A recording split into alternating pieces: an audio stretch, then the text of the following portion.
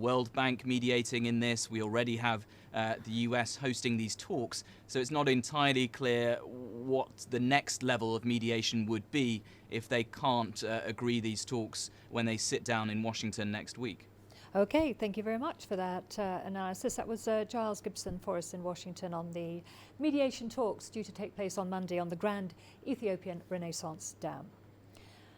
Over now to the Democratic Republic of Congo. Recent attacks in the Ituri province have mostly targeted Hema herders. The Hema have long-standing tensions with the Lendu farmers over grazing rights and political representation. The UN reports that Lendu armed groups have carried out systematic attacks to clear the Hema from what they deem their ancestral land. But now the United Nations says that these killings, rapes and other barbaric violence may amount to crimes against humanity and possibly even genocide. The report says the barbarity that characterizes these attacks, including the beheading of women and children with machetes, the dismemberment and removal of body parts of the victims as trophies of war, reflects the desire of the attackers to inflict lasting trauma on the Hema communities and to force them to flee and not to return to their villages. The report also states that the violence could contain some elements of crimes against humanity through murder, torture, rape, and other forms of sexual violence, pillage, and persecution. We are going to a short break now. Don't go away. Lots more to come, including a look at China-Zimbabwe ties as China's State Councillor and Foreign Minister Wang Yi expected in Zimbabwe. And WHO appeals for funds to help stop measles epidemic in the Democratic Republic of Congo.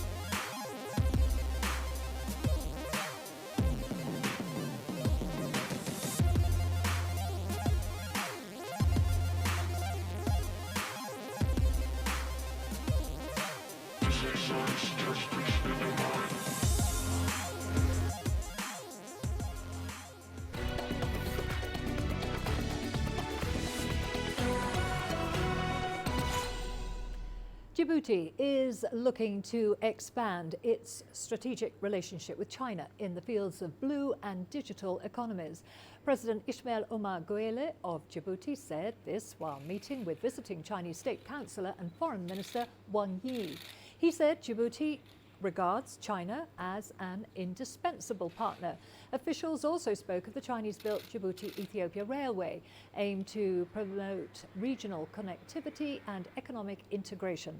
Wang Yi, on the other hand, said the partnership between the two countries has maintained a high level of development. He added that China will align with Djibouti's development plan, Vision Djibouti 2035, and strengthen cooperation in areas including the blue economy, telecommunications and the digital economy.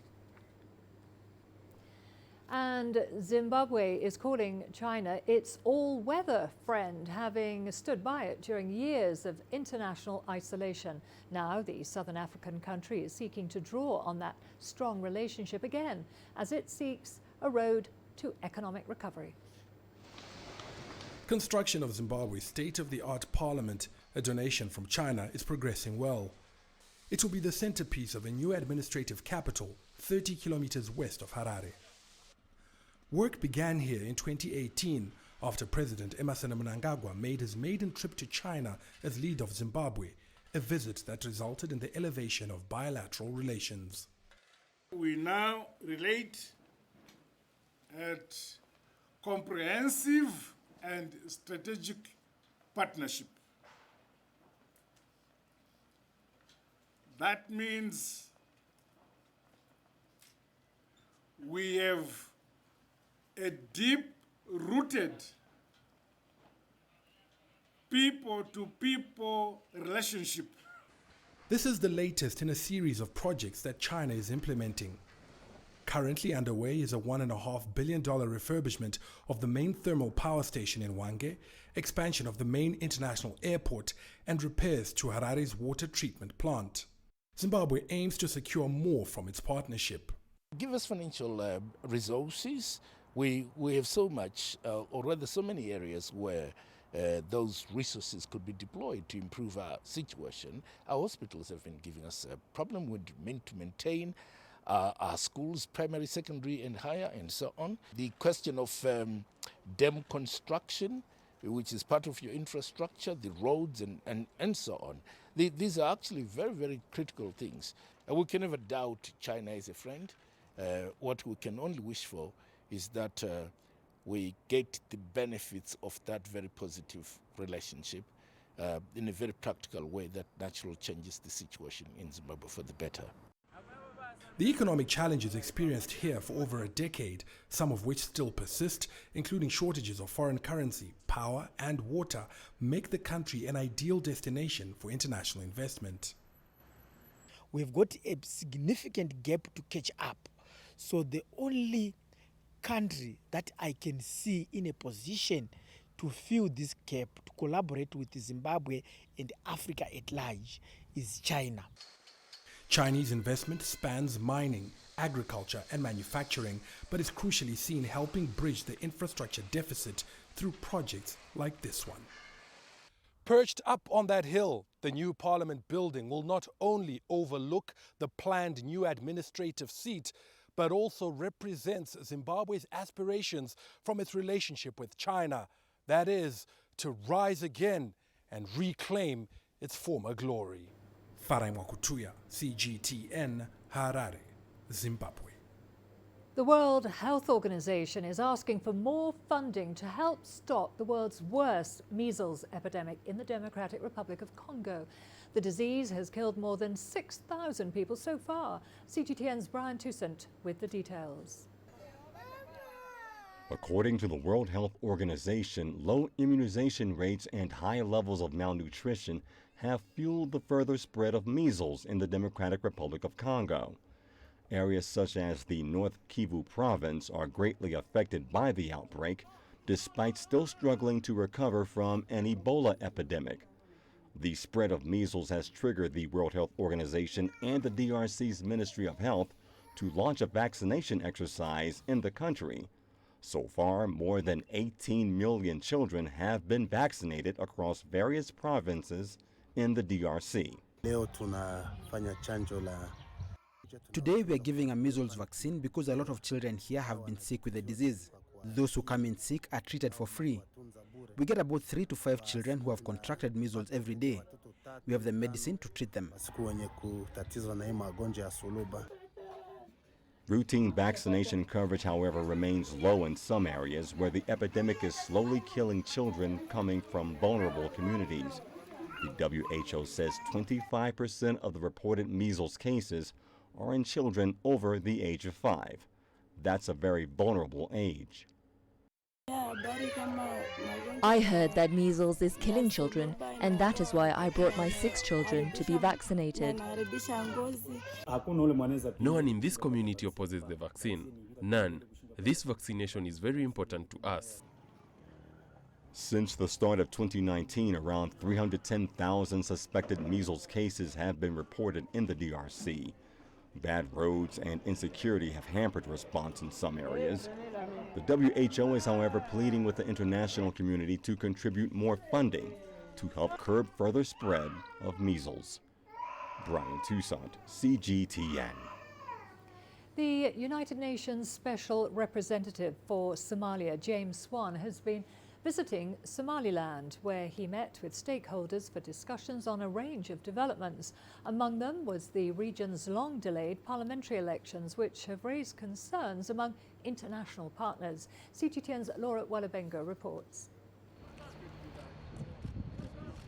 The United Nations is following up on confidence-building efforts and dialogue between authorities in Hargeisa and Mogadishu. The United Nations welcomes initiatives aimed at building mutual confidence and fostering dialogue between Hargeisa and Mogadishu. We believe there are many areas in which greater cooperation could improve security, promote economic growth, and improve the lives of the people. The UN official spoke after meeting with Somaliland's President Musa Bihi Abdi and members of his cabinet. This visit was his second to Somaliland in 6 months. Somaliland's parliamentary elections, which have been delayed along with local elections, also came into question. The international body notes that their delay is affecting Somaliland's democracy and international standing. They also voiced concern over both houses of parliament having their terms extended. We welcome the inter-party dialogue and urge implementation of the recent agreements that would enable preparations for elections to be held in 2020. We call on Somaliland authorities to ensure respect for freedom of speech and assembly, as well as the ability of political parties to organize and function. Such political space is essential for a credible process. The UN envoy also addressed the long-standing disputes between the regions of Sol and Sanag. This is particularly in the aftermath of fighting around Tukarak in 2018. Tensions led to an outbreak of fighting near the Tukarak area of the Sol region between Somaliland and neighboring Puntland, with the violence taking place amid an already difficult humanitarian situation locally. Laura Walubengo, CGTN. Meanwhile, South Sudanese parties to the 2018 peace agreement are scheduled to form a unity government next month. Security was the main outstanding issue that delayed the formation of a unity government last year. The Joint Military Ceasefire Commission says it has moved over 500 forces from both Sudan People's Liberation Movement and South Sudan's People's Defense Force military training centres. The forces are to be trained to form the unified army as required by the revitalised peace agreement. What I would like to say to the people of South Sudan and the world at large is that this marks the beginning of peace and gearing up to the formation of the government. We are ready to start the training of the forces once they all come together in the camp, and this shows that the government will be formed on that day. Let's now go to Rama for all the latest business news. Over to you. Thank you very much, Karen. Here's what's coming up in business. Kenya's tourism earnings are up by nearly 4% in 2019. And the World Bank has cut a growth forecast for Ethiopia. We'll have the latest numbers next. Africa is the nexus of enterprise, and global business will tell you why it matters. From the mega investment projects to multi-billion-dollar mergers and acquisitions. Africa today collects, just in terms of revenues from taxes alone, $545 billion a year. If you take 10% of that and you devote it to the energy sector, problem solved. All this on Global Business, weekdays at this time on CGTN.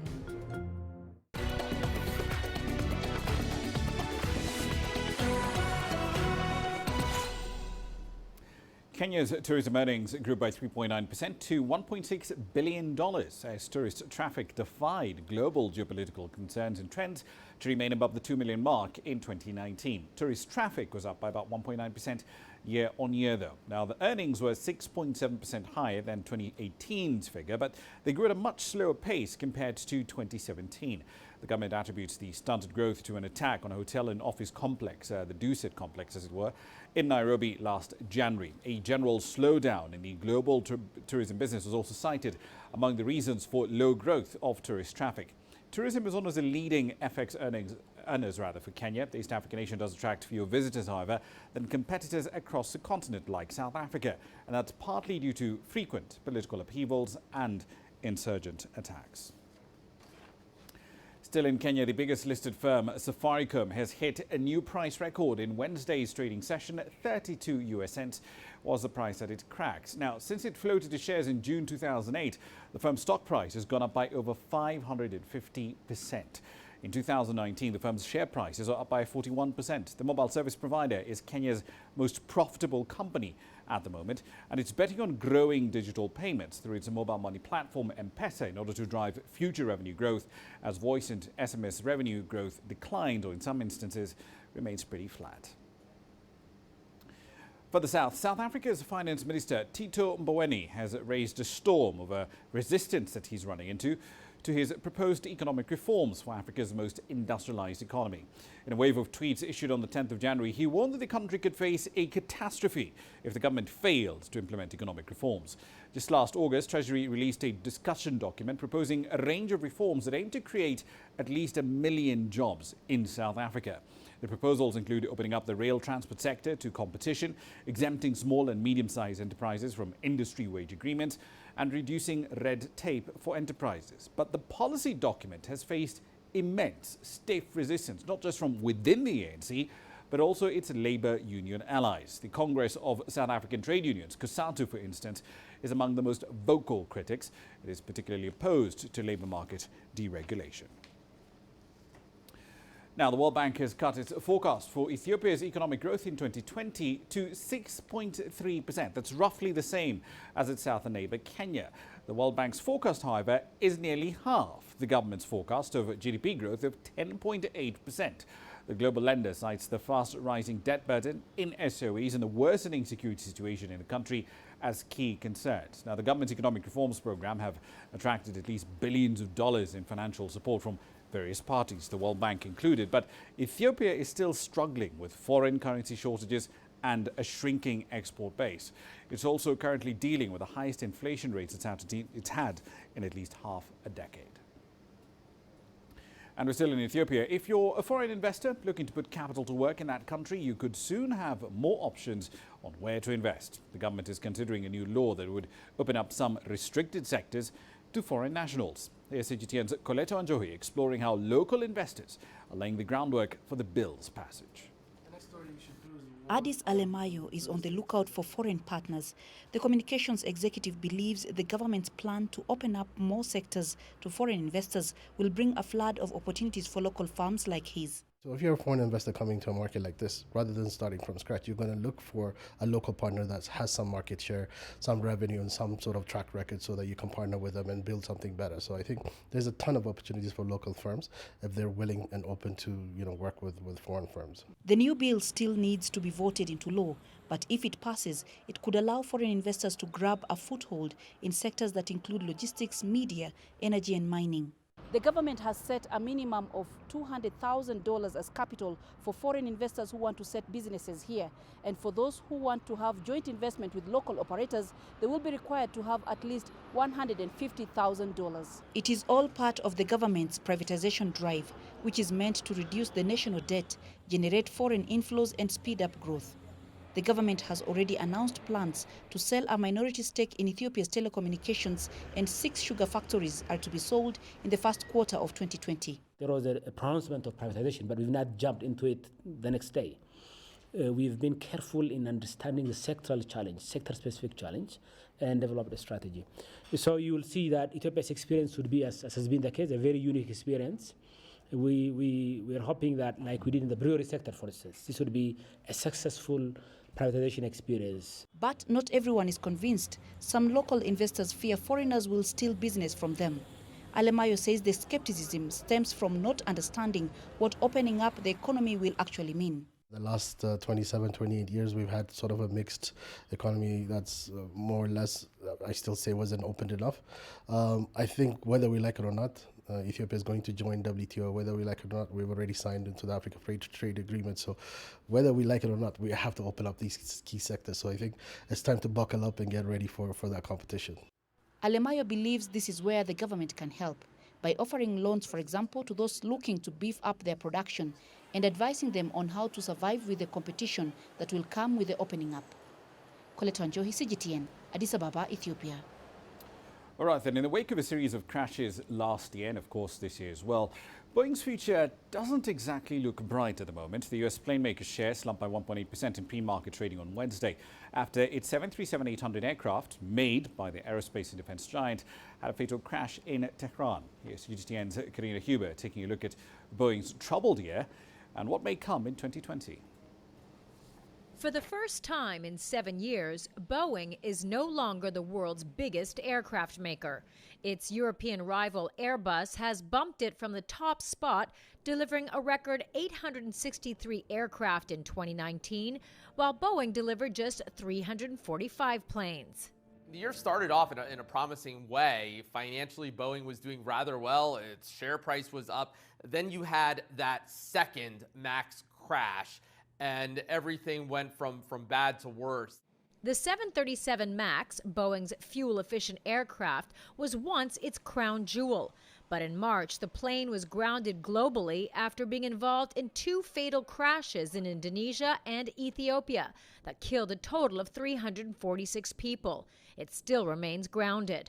In early December, a former employee at Boeing, turned whistleblower, testified in front of U.S. lawmakers. I formally warned Boeing leadership in writing on multiple occasions, specifically once before the Lion Air crash and again before the Ethiopian Airlines crash, about potential airplane risk due to the unstable operating environment within the factory. Those warnings were ignored. Weeks later, Boeing's CEO, Dennis Muilenburg, was ousted. In a statement, the company said a change in leadership was necessary to restore confidence in the company moving forward as it works to repair relationships with regulators, customers, and other stakeholders. Despite Boeing's troubles in 2019, the stock ended the year with a 1% gain. Remarkable given the headwinds the company still faces in 2020. Boeing is being investigated by numerous U.S. regulators. It is also expected to pay billions in compensation to both the families of the victims in the crashes and airlines for their financial losses related to the 737 MAX. Kaplan says those payments are just the tip of the iceberg when it comes to Boeing's troubles. The majority of Boeing's losses related to the MAX are not going to be those checks that it's going to be writing out. It's going to be the impact on its business for years to come. Higher costs because of all the additional scrutiny, the additional work it's going to have to do to please the FAA, and lower revenue because right now this is not a particularly attractive aircraft. Kaplan says the company is going to have to work a lot harder to sell what was once its fastest-selling airplane. Karina Huber, CGTN, New York. And finally, American retailers are starting to report results from their most critical period of the year, the holiday shopping season. Online sales, as to be expected, are booming, but it is a bit of a double-edged sword because customers are returning more goods than ever before, and that in turn cuts into revenues. However, as CGTN's Owen Fairclough now reports, the rise in returns is also a business opportunity for startups. Macy's is one of the giants of US retail, but these are challenging times. The company is to close 29 of the stores in its group in the coming weeks, and its sales for the most critical part of the year, from Thanksgiving to Christmas, were down marginally compared to last year. And Macy's and its rivals are having to keep up with ever-changing customer habits driven by online shopping. Even if retail spending is up for the recent holiday season, chains like Macy's are at the mercy of consumers who are returning goods like never before. They account for around $370 billion in lost sales every year, but those losses have created opportunities. These are boots. Paper Source in Washington, D.C. is exactly the kind of traditional store under threat from the internet. But Deborah Rios Bernal has found a way to embrace it with happy returns. Kind of like the funniest thing when you have the clothes and shoes and someone's coming in and there will start to be inquiries and it'll be like, you sell shoes, you sell clothes. Like, no, we actually do this process called happy returns. The company charges retailers a flat fee to handle their online returns and even provide in-store exchanges, lowering the overheads from complex supply chains. And there are benefits for both parties. We get new clientele that comes in and don't know our shop, and we have a coupon for them that lets them, stay in here, take $5 off any purchase, and they're happy. Retail experts say sellers who are unable to limit the cost of what they call a product's digital journey will lose out as online shopping continues to threaten traditional stores. Owen Fairclough, CGTN, Washington. I'll leave you there for the time being. I'll be back at the top of the hour. In global business, we're going to be looking at South Africa's finance minister. He's warning what he described as conformists who are opposed to much-needed economic reforms in Africa's most industrialized economy. What are the obstacles he's facing and what is the solution? Find out live from Johannesburg at 1800 GMT. For now, back to Karen. Thank you very much, Ron. Well, we are going to a short break now. Don't go away. Lots more to come, including local farmers in Uganda could soon predict rainfall by using a simple device. We tell you more after the break. Join us in global business and see Africa through our eyes. The greatest journeys, the greatest sights, the greatest adventures. Here in Kanata, this weir allows the locals to walk on water. We're far more than just TV news. We're your passport to the wonders of Africa. To bring you stories of struggle, survival and hope.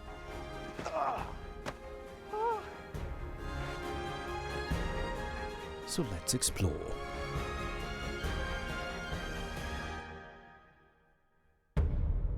CGTN. See the difference.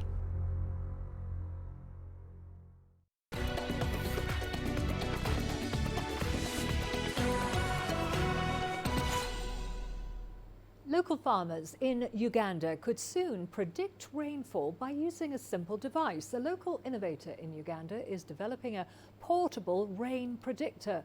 The device, while yet to hit full production, could help farmers easily predict rains during the farming season. Leona Sanyange tells us more. Another season of poor harvest. Heavy rains last November destroyed most of Charles Segirinya's maize field. He is already counting his losses. Seasons have changed. You can hope for rain, and the sun instead shines for long. Whatever you plant will dry, and when you need the sun is when the rain comes. And we can't really measure when the rain or sun will come. It's all chance. Uganda's agriculture is largely rain dependable. Traditionally, April is the wettest month and also a good planting season. July can be the driest. But that is gradually changing. Unpredictable weather patterns continue to affect farmers. Some say adopting smart farming technologies will help improve their yields. For farmers like Segirinya, a rain predictor could be the solution. Designers of the palm-sized device say it can work out when rain will fall. Neil Kelly, an innovations teacher, designed the gadget. What the rain predictor does, it doesn't predict into the future. It predicts the current conditions, if there's enough moisture in the air, and if there is enough saturation of moisture to actually form droplets. And it will tell you at that point that rain is imminent. With grants to fully develop it, Kelly says it would also be able to help rural farmers with irrigation systems. The system would actually work autonomously. It would check the current conditions. It will look at the schedule when it's supposed to have irrigation, and if it finds that that rain is imminent, it forgoes turning on the irrigation system and allows nature to do its thing. According to Uganda's National Meteorological Authority, the country receives an average 40 inches of rain annually. But even with the agriculture technologies offering help to farmers, access and affordability of those devices will remain a major challenge. Leon Sanyange, CGTN, Wakiso, Central Uganda. We've got all the sports news coming up for you after the break, including Kenyan bodybuilder Evelyn Owala among 5 nominees for country's Sportswoman of the Year award.